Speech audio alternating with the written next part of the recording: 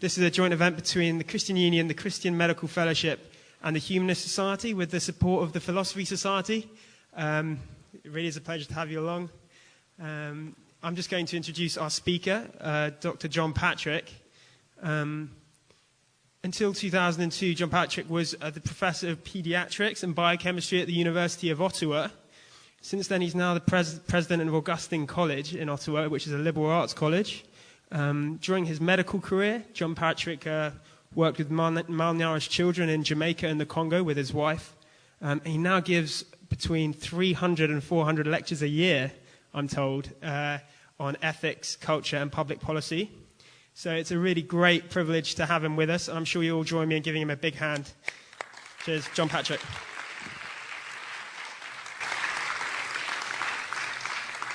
Yeah, it's astonishing to see you here. I suppose it's the food you've come for, really, but you might even understand this lecture. Will that be a disturbance to you? No, it's a pleasure to be here. For years, I'm afraid I was the kind of professor you know only too well. How many of you are doing science, by the way, or medicine, which is not necessarily science? Quite a lot of you. Well, you know the kind of guy who comes in, gives his lecture, walks out, doesn't really care whether you understood a word of it or not, and when your evaluations come through the post, puts them in the garbage unopened. Because I was cynical enough to know that as long as I had grants and I was publishing, the dean would not do anything, and he never did. And it was students who got to me a few years ago. Some of them used to, within a few weeks, there would be a few who would sit in the front row, basically for the throwaway lines. And they began to realize that I didn't actually think the university had got it all right. For instance, I don't think that memorize and dump is a good description of what education ought to be, but it's certainly what we do to medical students. And then one of them came to my room rather timorously and said, "Are you by any chance a Christian?" And I smiled and said, "Well, if you mean by that, do I think that the story is likely to be true? Yes."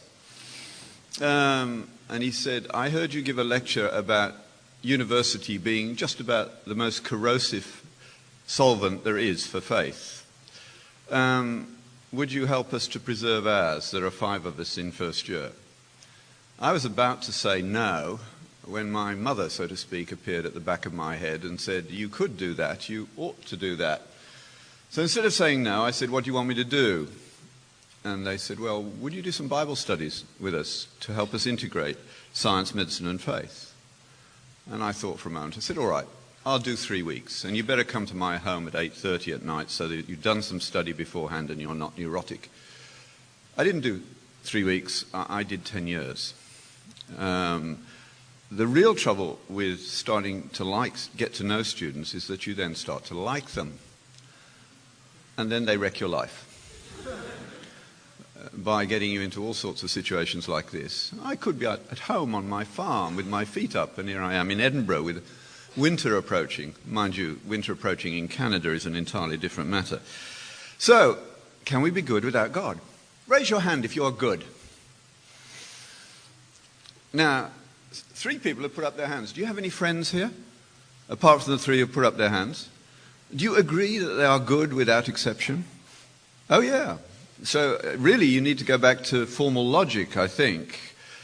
But the rest of you haven't moved, because you know your friends would start laughing if you did say you were good. Only by redefining good in a very narrow way could you possibly put up your hands. One of the things that turned me into a Christian in due course was Paul's description, which seemed to me to be accurate, certainly for me. "The good that I would, I do not. The evil that I would not, that I do." That's not a bad description of a doctor, under many circumstances.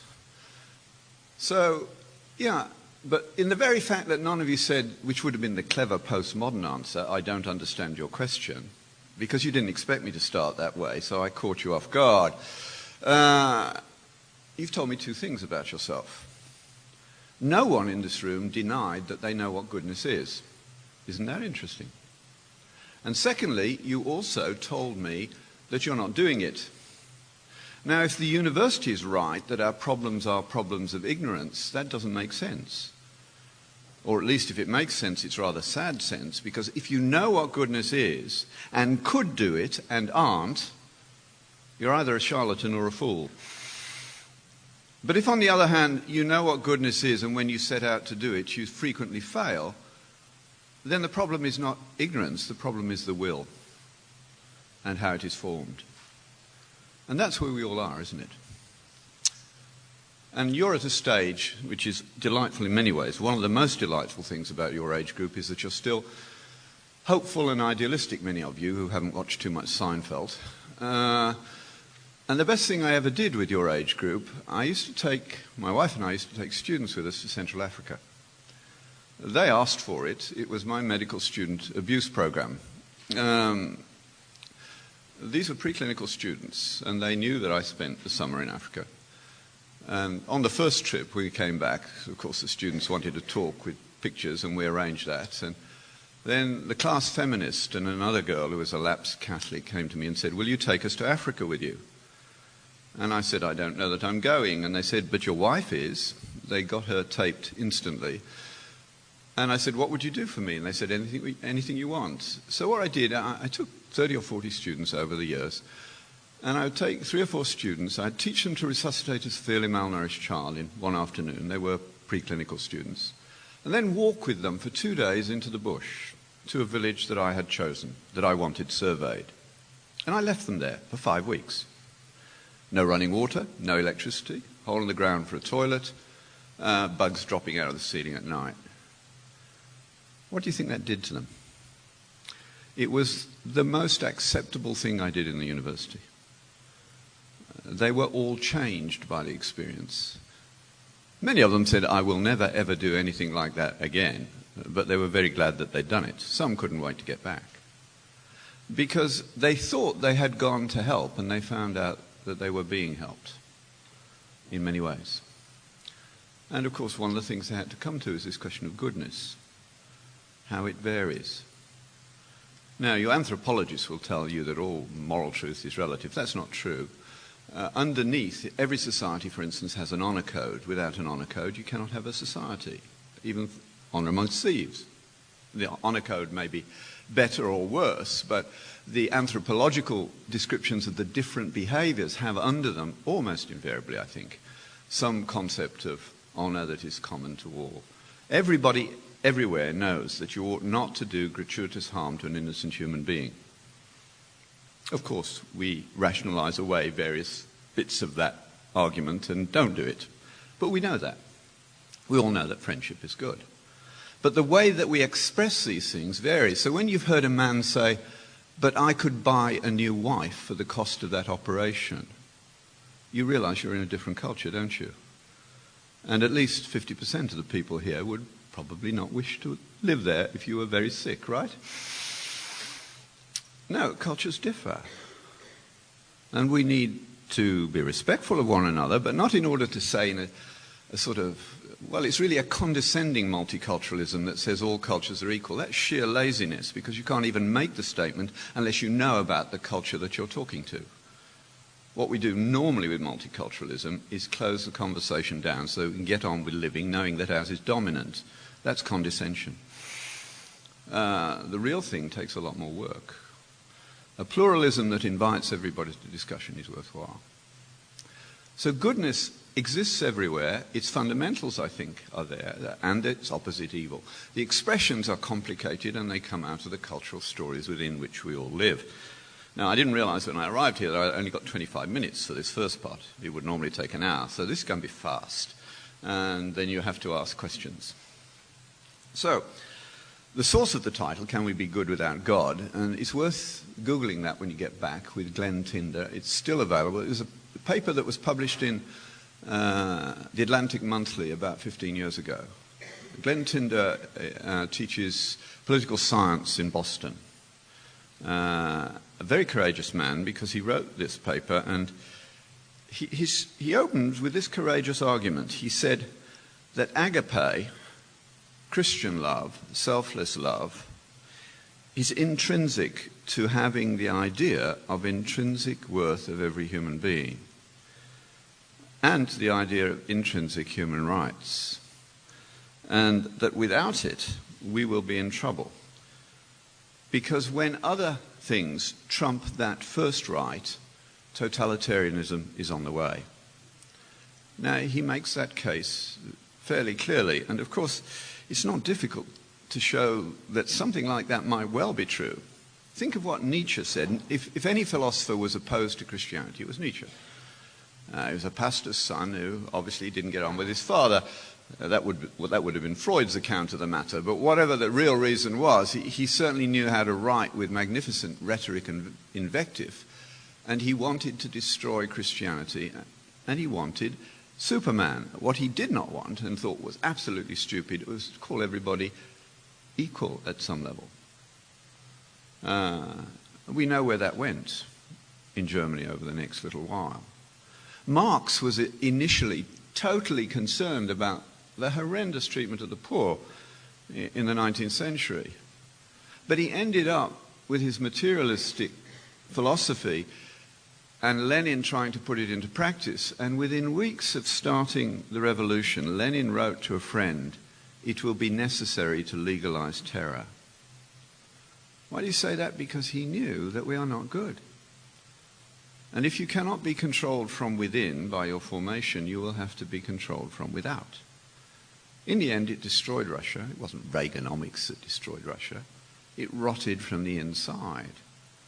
As one student said to me, and I think it was St. Petersburg, when I asked her, what was the worst thing about growing up under communism? And she said, they destroyed the meaning of the word trust. Now, the question periods I get after these lectures get longer the worse the situation. So, living in Edinburgh, in a privileged society, there'll be no questions. But in St. Petersburg, the question period went for 5 hours, from 7 o'clock till midnight. Why? Because these things matter. So the main thinkers of the last couple of hundred years who've had the most impact on our society, Nietzsche, Marx, Freud, Darwin, all raise problems with this question of goodness. Let me make my next point by using an atheist, because obviously I would want to be upfront about the fact that I'm nowadays a Christian. Not a very good one, but at least convinced. So it's always good if I can make my points by quoting an atheist. And the man who makes my next point about goodness best is in fact a professor of law. He's now dead, from Yale. He died quite young. I must find out from what. He was an unbelieving Jew. But he liked students, and he worried about law students. And in the late 70s, 1979, he gave a lecture at Duke University in North Carolina. And it was about the philosophy of justice.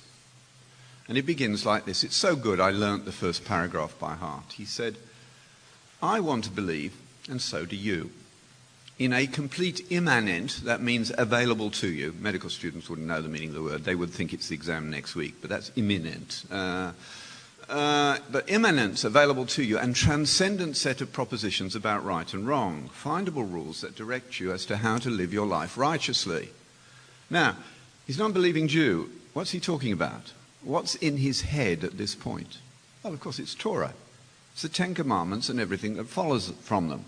The reason he wants them is that if the law is actually transcendent and there is a God from whom it came, then both the judge and the judged are under the same authority, and justice is at least a theoretical possibility.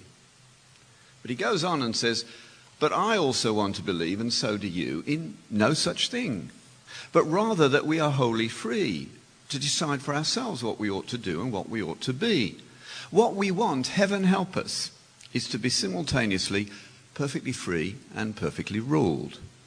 That is at the same time to discover the right and the good and to invent it. Now, even Americans can't do that.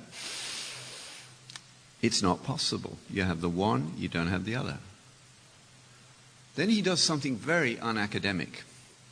He writes 20 pages of lucid prose that you can really understand, looking at the two options. In the end, however, he is a professor at Yale in the 1970s. Social Darwinianism is the norm, and he's not got enough courage to buck the trend. So he ends up like this. He says, it looks to me as though we are all that we've got. In other words, Darwin is right, we're just a colossal accident. But he's honest, he's Jewish, he's well trained. He says, looking around, this is an extraordinarily unappetizing prospect. Looking around the world, if brotherly love exists, the ruling model is Cain and Abel. Now, in this audience, I now know there are some of you who don't know who Cain and Abel are. That's the level of biblical illiteracy that the Western world has reached. For those in that situation, so as not to embarrass you, Cain and Abel were the first brothers in the Bible, and Cain murdered Abel. Not exactly a hopeful start. In fact, if you want to read about dysfunctional families, read Genesis. It's been like that since the beginning, so to speak. But he goes on, he said, only if the law was unspeakable by us and therefore unnatural would it be unchallengeable. As things stand now, everything is up for grabs.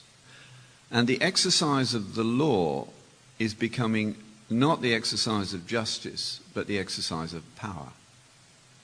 Now you have an example of this happening right now in your country, in this country, over the issue of reproductive rights, cloning, embryo manipulations, in which there is a bill which is going to Parliament which would make it wrong for a doctor to refuse anything that was legal on grounds of conscience.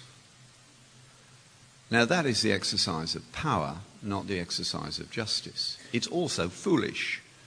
And you only have to ask one question. Raise your hand if you would like a doctor to care for you and your family who does not have moral integrity. Would any of you want such a doctor? No. It therefore follows that no one has the right to destroy the moral integrity of a physician, because that is to diminish him in all future service to others. We have to respect one another. In a world where we don't agree, that means there's got to be some manipulation, yes, but there's got to be agreement. Because that is essential to the practice of medicine, you can't erode it for the sake of, well, in Northern Ireland, 75% of people said they don't want legalized abortion. Why should they? They can have it done here and not mess up their own society. But are the politicians taking any notice of that? No. We need to think about this. When one side begins to, amazingly, impose its views on others, we are in trouble. And it's not, in this case, the Christians. Darwin has got a lot to do with this. There's no mercy amongst animals. It is nature red in tooth and claw. It's only amongst us that that happens, because we need it because of our propensity to violence in a way that most animals don't have. The man who said this most beautifully for me, and again an atheist, is none other than Robert Frost. How many of you are doing English literature?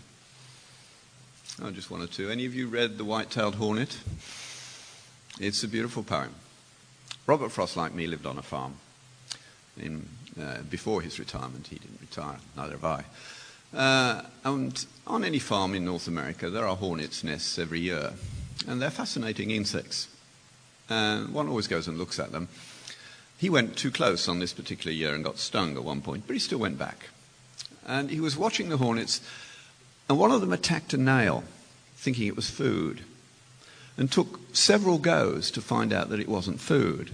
And then he wrote The White-Tailed Hornet, the first part of which describes getting stung, etc. But the bit that matters is this. It made him think about Darwin and about instinct. He said, won't this instinct matter bear revision? Won't almost any theory bear revision? To err is human, not to animal. Or so we pay the compliment to instinct that really takes away instead of gives. Our humour, conscientiousness and worship went long since to the dogs under the table and served us right for having instituted downward comparisons. As long on earth as our comparisons were stoutly upwards, with gods and angels we were men at least.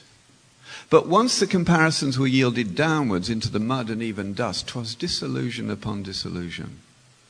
We were lost piecemeal to the animals, like people thrown out to delay the wolves. Only our fallibility was left us, and this day's work makes even that seem doubtful. That was written long before Dawkins and the current mob of evangelistic atheists came along. Poets always see it coming, don't they? Just like Heine saw the Second World War from the 1890s. No, Foster's got his finger on something very important. The question for those of you in biology about Darwin is twofold. The first one is, in the beginning, what? What do you work with? You know there's something afoot when scientists start making jokes at their own expense. And in the molecular biology world, that is happening. Partly as a reaction to Francis Collins, who leads the Human Genome Project and is a Christian. It's a terrible disgrace that people get converted in his laboratory without him doing anything. But there's a joke going around in which the molecular biologists get too arrogant and they say to God, given all your resources, you screwed up. We can make better cells than you can.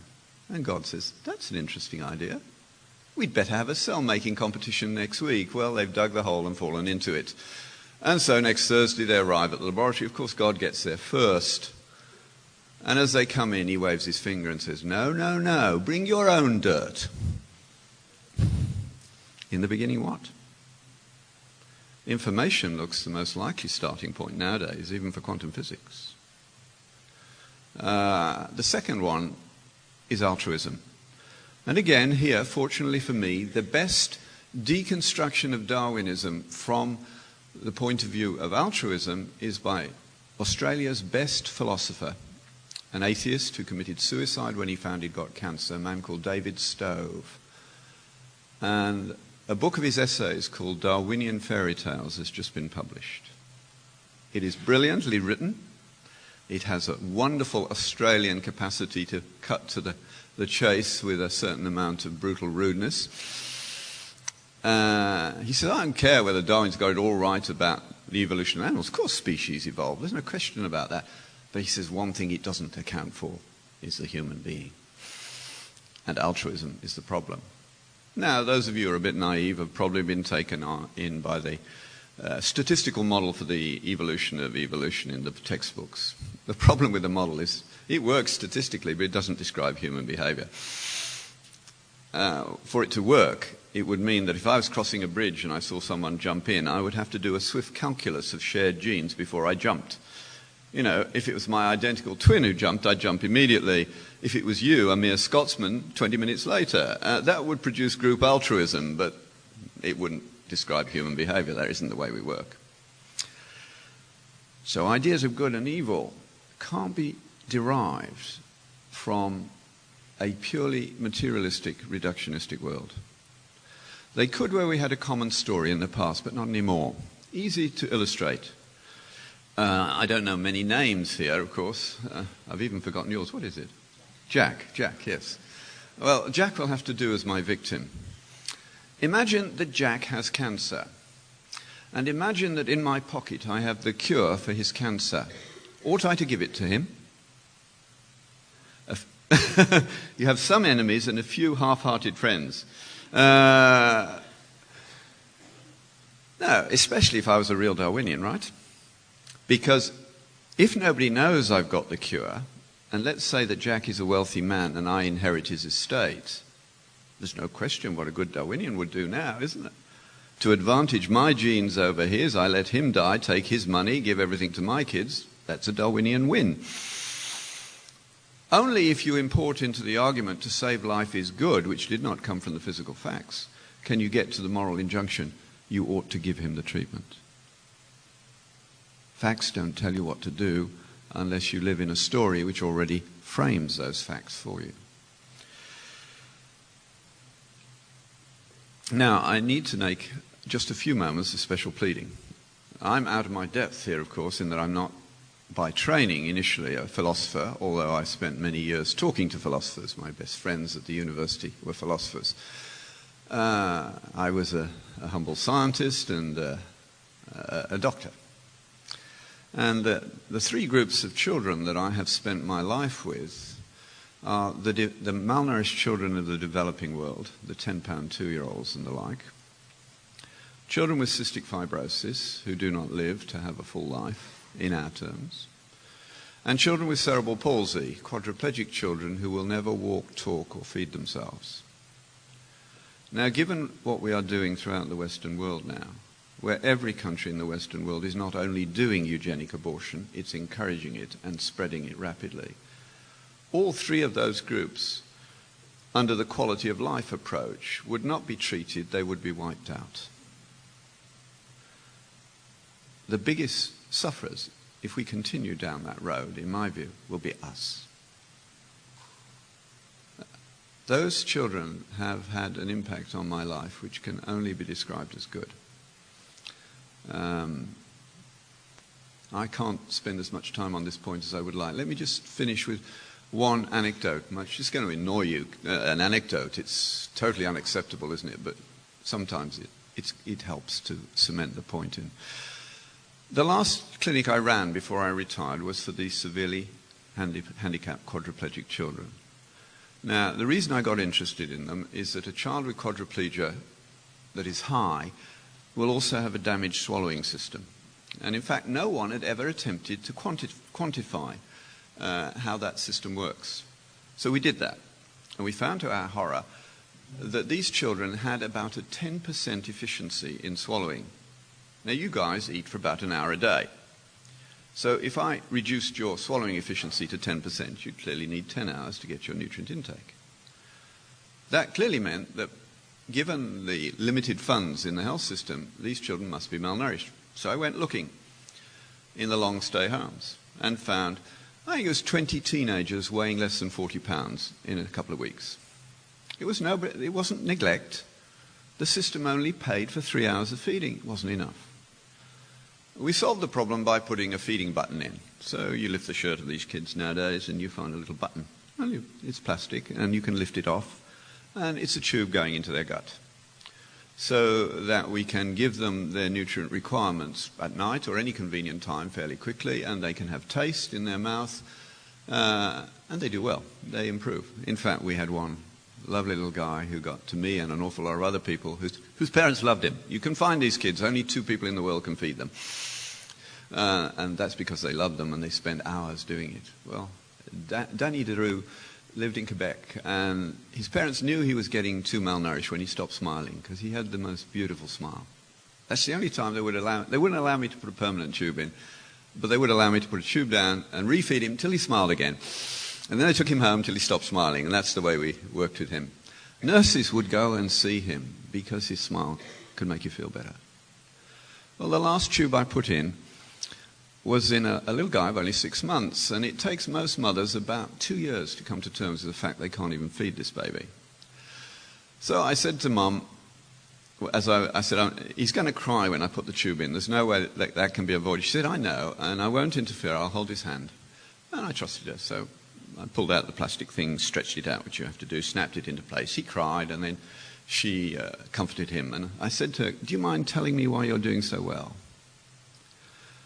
And she said, well, she looked at me as though I needed remedial help, which I did. And she said, well, I married young, I had a family, and they've all grown up and left. And my life was empty. I was suffering from the empty nest syndrome. So God gave me a baby who will never grow up. And then she went on to explain how this baby was civilizing a whole neighborhood. Because with our obsession with money, there are an awful lot of kids with one parent, and an awful lot of kids with 2 parents who aren't there. Money is killing us. She lives in such a neighborhood. But now there's one little guy on the block who's fed with a syringe through a little button on his belly. That's cool. So what do you think happens? The kids come home from school. They don't let themselves in and watch awful television or MTV or something. They come there because they all want to try. So this little guy who will never walk or talk or feed himself, his mother is teaching them there are nicer words than the ones you're using. And in order to get their turn, they have to be gentle and kind. How many of you could say that you'd civilized a few otherwise uncivilizable males into being gentle and kind? That would be quite an asset in our society, wouldn't it? That's what they do. The medievals would say that the handicapped are closer to God than we are because they don't carry a grudge into tomorrow. Wouldn't that improve your class?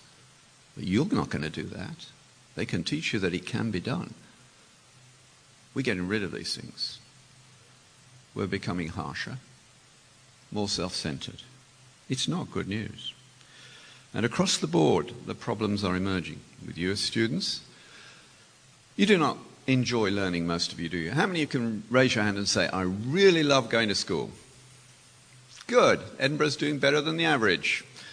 How many of you are practicing memorize and dump to get through the exams? And the rest of you, what are you doing? Could you pass the exam that you passed 6 months ago now? Some could, but very few. Socrates would think that's a disaster. You should be wiser by this stage. No, we have alienated students. We know it by the alcohol rates in medical school, well over 20% within weeks. We know that 50% of our medical students in North America cheat to get into medical school. You're going to trust them afterwards? Cheating is endemic across the board. No, that's not a happy life. That's what the students got to me with. Take medicine. When I began in medicine a long while ago, most of the patients who came to see me at the beginning came because of what God or nature had done to them. Now, most of them come because of what they have done to themselves. Now, if you are sick and suffering because of your own behavior, and those you love are suffering with you, what do you have to deal with as well as a disease? That's right, say it. It's a word that's unacceptable to doctors. What's the word? Guilt, yeah. You will not find it in a textbook. Yet 90% of your patients, that's their major problem. Actually, you will in a psychiatric book, and it will say, depression, feelings of sin, evidence of depression. It can't deal with reality. No, that's genuine objective guilt. You have done something that you know to be wrong. You're injuring other people in the process. Guilt is inevitable. There's no medicine for guilt. When we give you tranquilizers, all we do is take away your ability to complain. We don't deal with the problem. Basically, tranquilizers dissolve your brain. Antidepressants aren't quite that bad. You can shut people up, but you can't deal with the problem. We have got to go back to a bigger story. Amazingly, the people leading the charge on this are some really good, unbelieving academics. Just time for one, and then I must close. I came across this book a couple of years ago, and I happened to be lecturing in the University of Chicago about 6 weeks ago. And the people who'd invited me said, is there anything we can do for you while you're here? And I said, well, if you can make it happen, I'd love to meet Robert Fogel. And they said, we can do that. Robert Fogel was the first Nobel Prize winner for econometrics. He's a red diaper Jew. In other words, he grew up in New York at the time when Marxism was trendy. He's a non-practicing Jew who was, for a while, very left of center. He's now about 80. He wrote a book 3 or 4 years ago called The Fourth Great Awakening. I couldn't believe it. Here was a man who was the last person in the world I would expect to be writing a very sensitive and nuanced account of the impact of the Puritans, Jonathan Edwards, Whitefield, and even Finney on North America, and saying that there's another revolution occurring now amongst your age group, in his view. And his thesis is this. He says, the future of America and the Western world, and he wrote this before the last few weeks, does not depend upon economics or science or skills. It depends upon whether we can produce a population that has the virtues that typified America in its first 2 centuries. And he gives his list of virtues. Here they are. To turn the page for this. I don't want to misquote him. He says the first thing, his list and mine are not the same, but my goodness, we had a good conversation. The first thing he says you need is a sense of purpose. Now, if you mention the word purpose in a biology essay, you'll get lower marks. But we can't live without it. And of course, it's ironic, isn't it? When we get a gene, the first question we have to ask is, what does it do? Then we get the protein, and we have to ask the question again, what does it do? That's purpose. You can't live without it. The second thing you need is a vision of opportunity. You need to know where the next big thing is going to be. A sense of the mainstream of life and work is another way he puts it. You need a strong family ethic. You can't do this on your own. You need a sense of community. You need a capacity to engage with diverse groups, an ethic of benevolence, a work ethic, a sense of discipline, a capacity to focus one's efforts, a capacity to resist the lure of pleasure, a capacity for self-education, a thirst for knowledge, an appreciation of quality, and last, the modern one, you need a bit, but not very much. A little self-esteem can help. Now, he acknowledges, I said, why did you write this? And he said, well, I'd come to retirement and my wife died. He had married a black Episcopalian lady and he misses her dearly. But he said, I realized it was she who made my children good, not me. The university is no place to learn to be good. You have to go back to other places. You have to begin to realize what matters most. Those students I took to Africa, you see, they saw real communities. We were amazed over the years. Students from good homes came to our house. My wife's a good cook, they came for that. But they really came for the arguments. Some of them had been 20 years in their home and never even come across the key questions. In the beginning, what? Where do I come from? Why am I here? Where am I going? How do I make sense of death? How can I deal with suffering? How can I believe in justice? What can I know? What ought I to believe? You're all believers. There's nobody in this room who isn't a believer, at least tacitly. The moment you act as though something is true. You have no other option. From the outside, you look like some form of deist or some form of atheist. That's all that's available to you in many respects. We are worshipping creatures. We have no option. The only question is what we worship. Those questions they'd never had, so they came for the discussions. I hope that's not true in Edinburgh. It ought not to be. But I've spoken already too long, sorry. Questions? Yes, sir. You talked something about cultural evolution, which is wrong about Yes. No, I haven't. I think that it only explains statistically. It doesn't explain individually, and we are individual. Well, we could argue with that. Yeah. We'll go on to the point that you made about people with disabilities. Yes. Do you really think that it's a moral statement to say that people that are disabled with horrendous disabilities, quadriplegic, and themselves never will be able to, are just kind of tools to make us lucky people better and make us be nicer to each other? Does God create malnutrition and disability just so that people from the Western world can go over to Africa can be changed by it? Is that really? I find that rather. No, that wasn't what I said, of course. It's your way of constructing it to try and get me to jump into the hole that you want to dig. That's okay, that's fine, I know the game. But the reality is, of course, that suffering is the biggest question for a Christian. That's why one has to deal with it. My wife was sucked into the middle of the Rwanda war. We had a project on the edge of Rwanda for many years. And Sally was actually in Rwanda on the wrong side of the bridge when they closed it. She spent a couple of years working with the Hutu refugees in Zaire. Now, the only people who could stick with it through the first 3 weeks of that horrendous disaster were Roman Catholic nuns and priests and evangelical Protestants. The people from Médecins Sans Frontières, even, who were pretty tough, could do 3 or 4 days, and then they had to go back to Nairobi for rest and resuscitation. You needed invisible support to get through that process.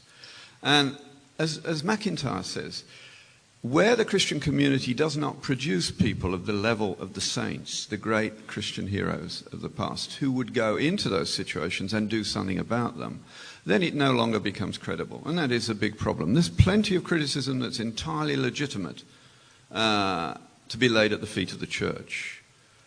The problem is, I don't know of an atheistic leprosarium, to put it bluntly. Now, in terms of what suffering does, first of all, for those children, it would be better to use the CF kids than the CP ones. The CP ones are not suffering because they have no other reference point, and we can control their pain. And they're not being exploited, far from it. Now, you might make that case more easily with the CF kids, except that you then have to talk to them. And I'm here today because of one of those kids. For many years, I would have taken your position. I did. I was pro-choice, and I bought quality-of-life type arguments, and I was a non-practicing believer. I never had enough faith to be an atheist, because you get nothing, and all the responsibilities are yours, and you can't even complain about a God you don't believe in. So when I came back from working with malnourished children in the Caribbean to Ottawa, I still had some questions that I wanted to deal with. So I needed a model of malnutrition. I found it in children with cystic fibrosis, which is the commonest genetic disorder in humans in the Western world. Shortly won't be, because we're aborting them very successfully. It's down by 20% in some places. So I jumped through the hoops. They were technically malnourished when they died 20 years ago. The first volunteer was a 15-year-old boy who was a farmer's son. And he had the body mass of an 11-year-old. He wanted some body. To talk about informed consent was ridiculous. I could have asked him to do anything and he'd have said yes. What he volunteered for was to be fed with a tube through his nose for a month with a chronic cough. I mean, the tube went in and out a dozen times a day. Halfway through the month, the nurses called me and said, Stephen's just coughed up his tube again, and we've got lots of admissions. If you want your protocol followed, you better come put it in yourself. So I went in and put the tube in. That was a Sunday. I was wearing a suit. I was back at church by that stage. And he was a bright lad. He said, oh, you go to church? I said, yes, do you? It turned out he was Catholic, I was Protestant. I was so well trained that it was an imposition to bring my faith into the area of practice that I said nothing. He said something to his mother, obviously. She was an amazing woman, because she said to me, this is a woman who's going to lose 3 children to CF. She said, you ought to talk to Stephen and your other patients about faith. They need it, and you could do it. How she knew that, I had no idea. Didn't do it. 4 years later, he came. I used to see him when he came in, if I knew he was there. And 4 years later, about this time of day, I was paged. I went to his room, and he was clearly dying. His mother was sitting by the bed, doing what you do in those circumstances. People dying with increasing CO2 levels. They're not in pain, but they don't want to be alone, usually. She'd been there, and he hadn't said anything for a couple of hours. But when I came in, he said, good, I want to talk to you. Sit down. We were well past the normal doctor-patient relationship. So I sat down, and he said, it says in the Bible, if you ask anything in my name, I'll give it to you. I'm 19, and I'm dying, and I don't want to. What do you say?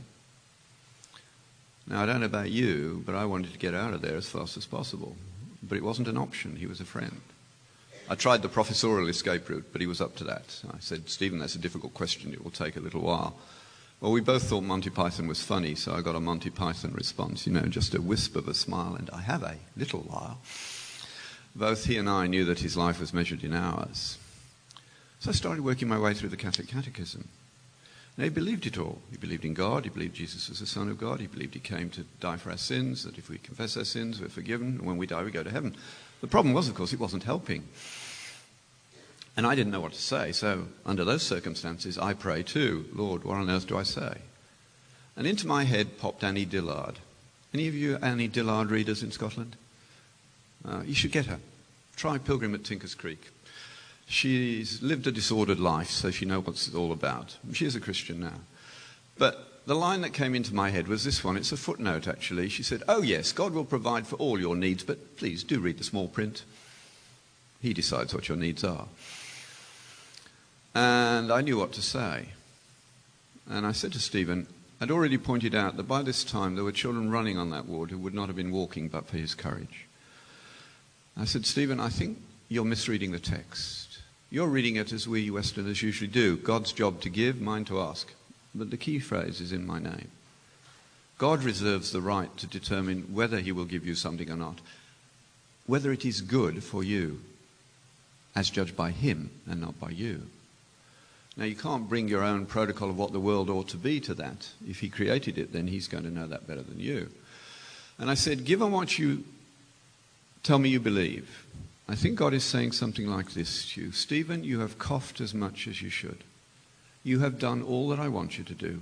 It is time to come home. Both you and I know that you're going to die in the next few hours unless there's a miracle. Can you also believe that that would be the best thing that could happen to you? And there was a very profound silence. And then he smiled and said, "Thank you. That helps. I think I can." And he did. He died very peacefully a few hours later. Now, it wouldn't have made any difference in my view, God's handling of Stephen, whether I'd been there or not. This was for me and for his mother. It was very important for his mother that he die well and peacefully. But she didn't let me off the hook.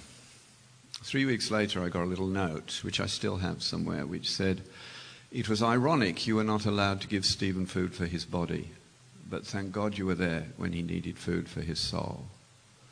He'd been asking that question of his priest, of his family, of his doctor. They'd all pushed him away and said, "Stephen, you're not dying. You don't need to talk about that." He knew he was, and he did. My problem, I hadn't had a conversation like that for 20 years. I had been practicing very bad medicine for a very long time because I had been guilty of not respecting other people's beliefs. I had been persuaded to suppress a really Christian understanding of death in favor of a tacitly atheistic one with absolutely no grounds for doing so. Because 70 or 80% of my patients, insofar as they had any means of handling death and suffering, was not a secular one. There isn't one.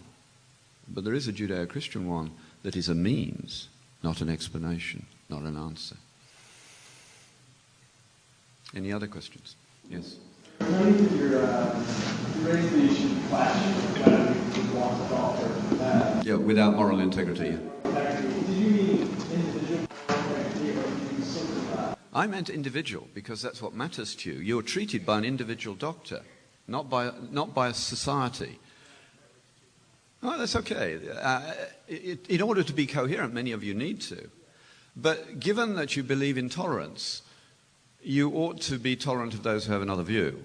And in particular, if a woman has a right to an abortion, which I believe she does in a secular society, you can be a coherent ethical abortionist, but I think you have to believe that life is without any eternal meaning to be so.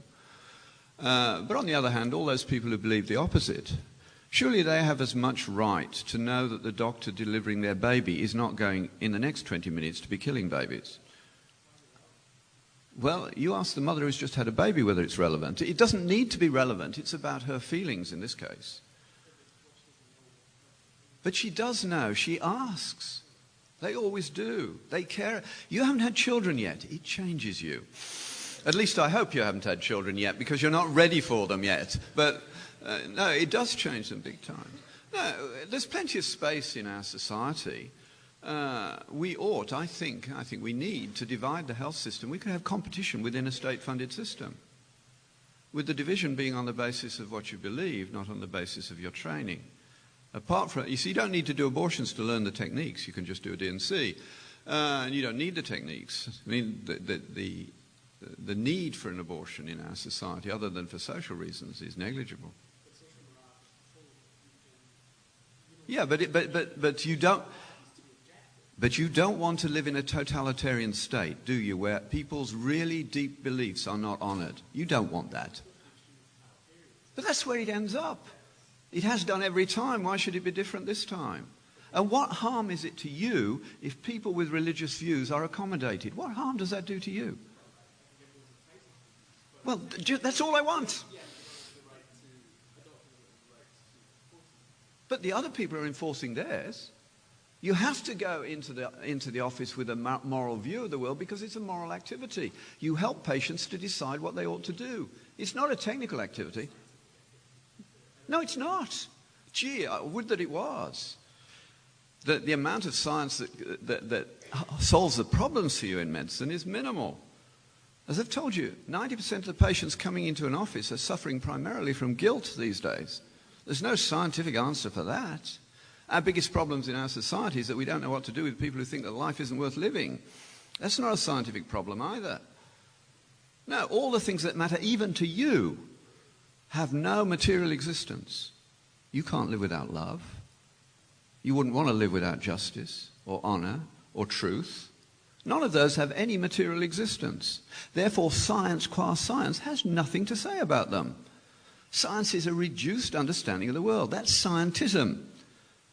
You need to talk to the people who are reading some Dostoevsky, and they might educate you a little bit. You can take it, I can see that. That's all right. Any other questions? Last question. I've got to catch a train to Aberdeen, I see, yes. Yes? An important distinction between the internal and the external controls of goodness. Yes. It's wondering if you could say a bit more about a Christian understanding of the internal controls. Yeah, it's a huge question, thank you. It's an extremely good one, too. It doesn't. The question for those listening on tape later is the difference between internal and external controls, especially for Christians and Jews and all the world's great religions, actually. This has played a major role in my life because, of course, you all know that when somebody becomes Christian, they don't become good. And in fact, the Christians amongst you are often deeply embarrassed by people who claim to be Christian and live horrible lives, especially doctors who aren't good doctors. And you know people who claim to have no beliefs who are wonderfully good people, and you trust them with your life. So obviously goodness at that level is not related immediately to what you believe. But it is related to your social cultural story on a much bigger scale. Now, I had to learn this in Africa. I was, as I said earlier, involved with the treatment of severely malnourished children and was privileged to be part of the group that actually solved the problems in Jamaica in the 1970s. So it was a 20-year research program, and I happened to be fortunate to be there for the last 5 years that really mattered. And in those last 5 years, it all came together. Without modern intervention, the mortality rate for the kinds of children we were seeing was 50% when the unit started. Shortly before I left, we went through 100 10-pound 2-year-olds, or worse, and saved every single one.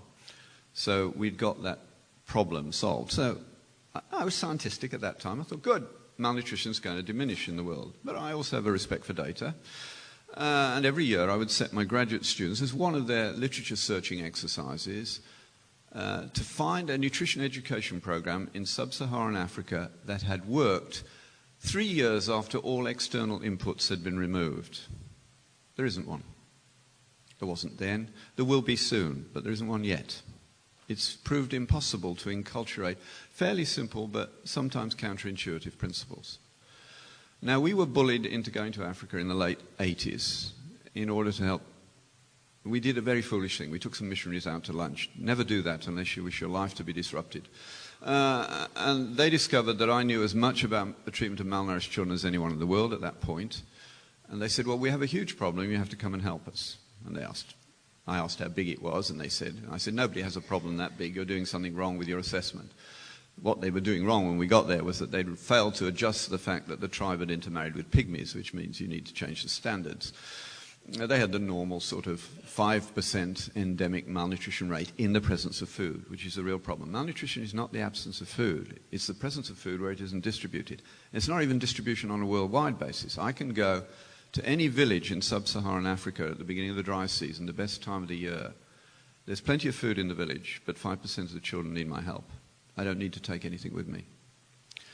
Now, I set up a program for the hospital, and I trained my teenagers to do it. All my 4 kids have resuscitated malnourished children as teenagers. That was their summer work. And my deal with them was, if you come and work for me in the summer, I will pay for your first degree. Most of my kids have had children die in their arms as teenagers. That didn't do them any harm because they saved many more. They had little patience with girls fussing with bad hair days at high school. But apart from that, there were no really serious problems. 2 of them did their last year at high school by correspondence. That's okay. But as long as I was there and as long as my kids were there, the program worked. But I could go away for 9 months or 8 months and come back, and being the cynic that I was, the skeptic, I would measure the data and show that the program was already running downhill.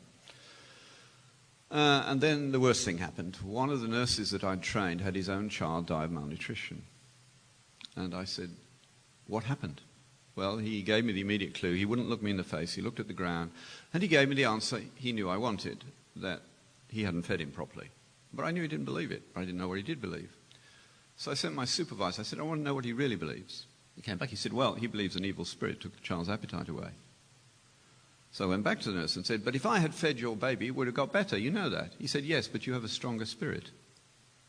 There's no way of penetrating the animist explanation of suffering and disease. And it's a better explanation than the Christian one.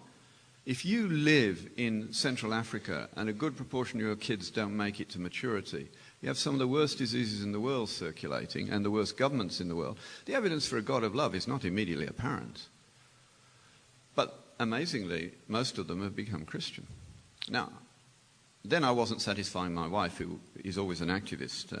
I wouldn't be here today if she hadn't arranged it. You know, she doesn't like me sitting around. And she said, "You're not doing enough work."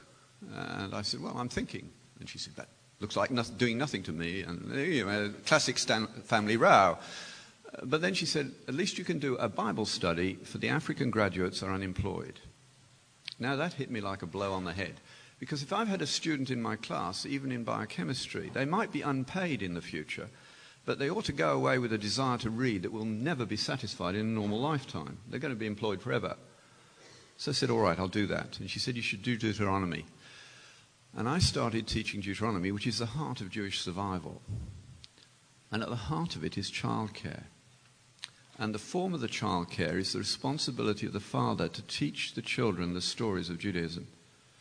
When you do that, you get Jewish ethics, Jewish goodness. The Jews never have malnourished children, except in war. We all get in war and famine. But malnutrition is used by the World Bank as an index of development. Jews never get it. Enculturated Protestant societies never get it. Catholic societies only get it where too syncretic with animism, as in South America. Muslims get quite a lot. Buddhists and Hindus get more. Animists get the most. It's a linear regression. And it's to do with fatalism. The story you inhabit, I know you don't like that idea, but does make a difference. So if you grow up with the Old Testament as your key book in your life, you will have Jewish ethics. If it's the Bible, Christian ethics. If it's television, British ethics. Because that's where the repeated story comes from in most of the young people growing up today. They are much more informed about the ads that have run on television during their first 7 years of life, where they could score nearly 100%, than they could tell you what is the real meaning of the sentence, "You have been weighed in the balances and found wanting." And if you can't tell me the real meaning, you have been weighed in the balances and found wanting, and we have to stop there.